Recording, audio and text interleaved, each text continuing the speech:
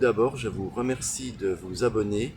C'est très simple, il suffit de cliquer une fois sur s'abonner parce que je n'ai que 20 abonnés. Alors je ne sais pas comment, si vous savez comment ça fonctionne YouTube, mais il me manque 980 abonnés pour toucher mon premier centime. Donc j'en suis très loin. Alors je vous remercie de vous abonner. Voilà, nous sommes le 7 septembre. La semaine dernière, il est tombé 60 mm de pluie supplémentaire. Les champignons ont dû bien sortir. Donc on va aller voir ce qu'il y a. Je suis venu ici car c'est un coin à chanterelles. Au sol, il y a des myrtilles. La plupart des arbres, c'est des hêtres.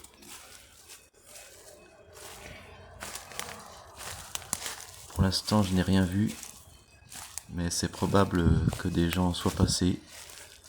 On est vers une route, le bois est plat, c'est accessible.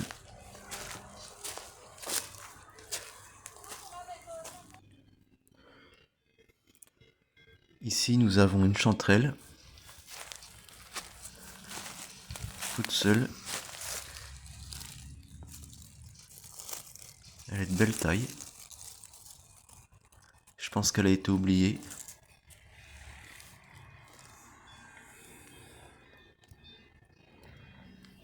On va chercher encore un peu. Là-bas, il semblerait que nous ayons du Fuligo septica. C'est un champignon qui se déplace, pas trop vite, je vous rassure. Il est à la limite entre les plantes et les animaux. Il apparaît surtout en été après des grosses pluies, mais aussi en automne.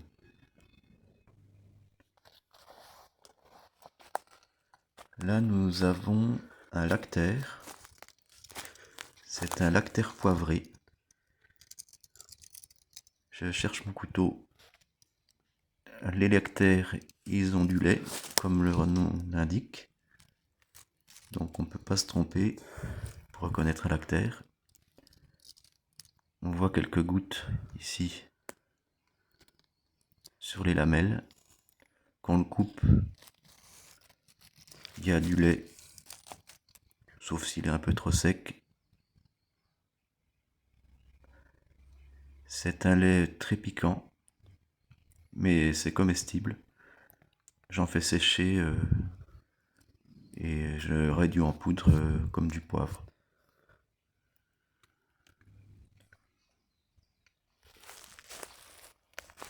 Tiens, des clavères en pilon. Ceux-là sont jeunes, ils peuvent atteindre 30 cm de haut. Ils ne sont pas toxiques, mais ils sont tellement pas bons qu'ils ne sont pas comestibles non plus.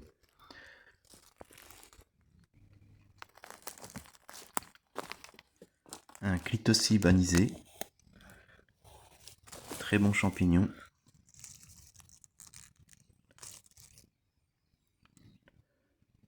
Aussi apprécié des limaces.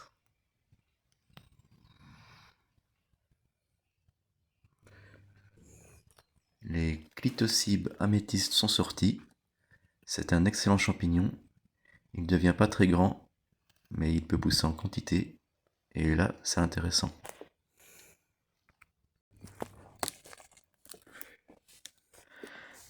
Là, il semblerait que ce soit une russule charbonnière. Alors celle-là, elle est foutue. On va pas la ramasser. Je pense qu'on va aller dans un autre bois. Là-bas, il y a encore un lactaire poivré qui est assez gros. Donc je disais oui, dans un autre bois où il y a pas mal de mousse. Et on va voir ce que ça donne.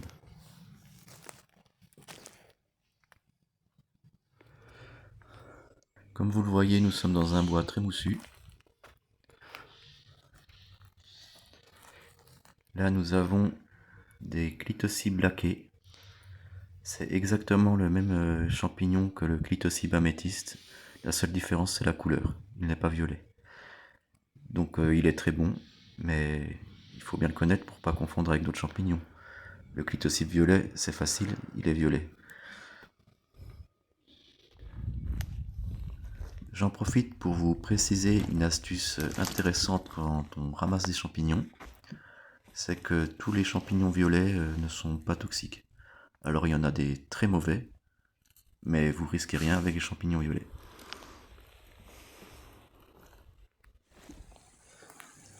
Qu'est-ce que nous avons ici? Il semblerait que ce soit un pied de mouton. Oui, un beau pied de mouton. Amanite fauve, engainé, brun jaune, safran. Les quatre se ressemblent. Leurs couleurs diffèrent. Je pourrais pas vous dire laquelle c'est, mais elles sont toutes comestibles. Là nous avons un cortinaire. Là c'est les mêmes cortinaires en plus âgés. C'est pas ceux-là que je ramasse comme cortinaire.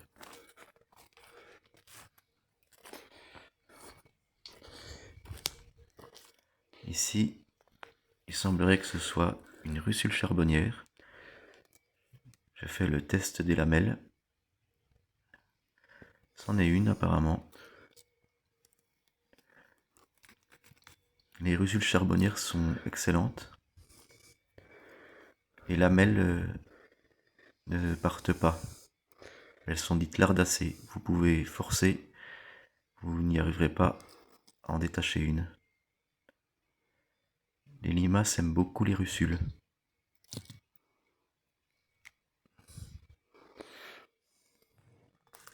Ici nous avons une autre russule charbonnière, à moitié bouffée par les limaces, mais c'est pas grave si elle est fraîche. C'en est bien une. Les russules charbonnières, vaut mieux les ramasser très jeunes parce que ça devient assez vite véreux. Celle-là, elle a l'air nickel.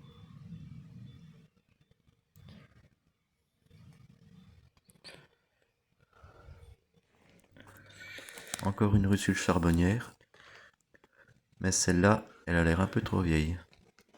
On va la laisser. Celles-ci sont très belles. Là-bas, on dirait un cep. On va aller voir.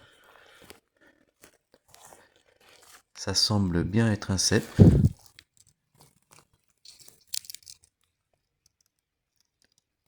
Il a l'air bien frais.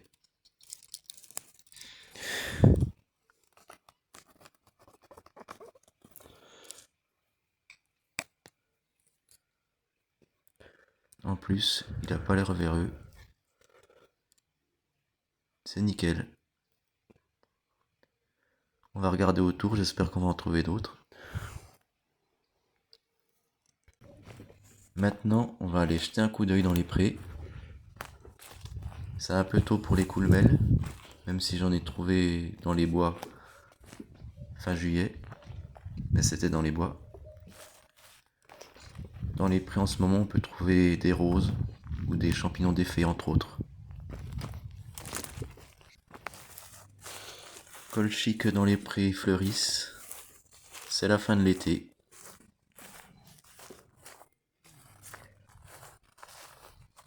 Là, il semblerait que nous ayons trouvé un rose des prés, appelé aussi agaric champêtre. C'est un très bon champignon. Ses lamelles sont roses et elles brunissent en vieillissant. C'est un champignon qui est encore meilleur quand il a été congelé. Donc une astuce, cuisinez-le puis congelez-le les années où ils sortent beaucoup, car c'est pas tous les ans. Ici nous avons le fameux champignon d'effet. Son pied est ligneux, immangeable, très difficile à casser. C'est un moyen de ne pas se tromper avec ce champignon, car on peut le confondre avec d'autres champignons très dangereux qui poussent dans les prés à la même période. Là il y en a un autre qui a l'air très frais.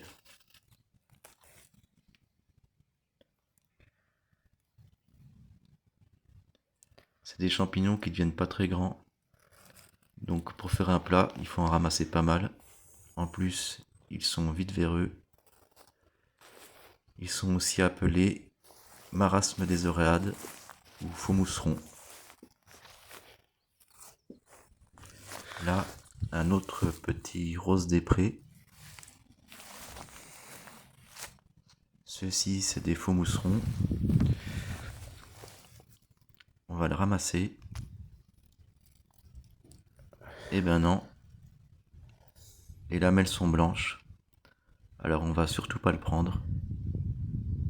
Il peut être confondu avec certaines amanites mortelles, avec des lamelles blanches.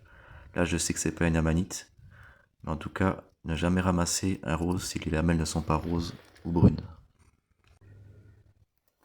Des faux mousserons,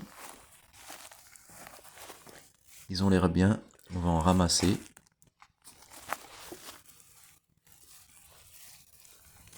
Ils forment un rond qu'on appelle rond de sorcière. C'est pour ça qu'on appelle champignon des fées. On voit un rond d'herbe plus foncé là où il pousse. C'est un très bon champignon, surtout en omelette. Voilà, c'est ma petite cueillette pour aujourd'hui. Il n'y a pas grand chose, mais bien assez pour faire une omelette pour 2 personnes. Je me pris un peu de pissenlit pour accompagner. Un peu de pimprenelle aussi, pour l'omelette. L'alchimie, l'aquilée. Ça c'est de la menthe. Et ça de la reine des prés pour faire une tisane froide, vu que c'est la meilleure des tisanes. Voilà, j'espère que cette vidéo vous a plu, que vous avez appris des choses. Et merci de vous abonner. À bientôt.